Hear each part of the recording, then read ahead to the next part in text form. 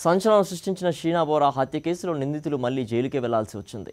ప్రధాన నిందితురాలు ఇంద్రాణి ముఖర్జీ, ఆమె డ్రైవర్ శ్యామ్ రాయ్లకు స్థానిక కోర్టు జ్యుడిషియల్ కస్టడీ విధించింది. షీనా హత్య కేసు బయటపడిన తర్వాత డ్రైవర్ శ్యామ్ రాయ్ ఇచ్చిన వివరాల మేరకు పోలీసులు ఇంద్రాణి ముఖర్జీను అరెస్ట్ చేశారు.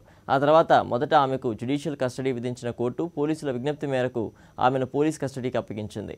13 రోజుల పాటు ఇంద్రాణి ముఖర్జియా, సంజీవ్ ఖన్నా, శ్యామ్ రాయ్, పీటర్ ముఖర్జియా, రాహుల్ ముఖర్జియాలను పోలీసులు వివిధ కోణాల్లో ప్రశ్నించారు.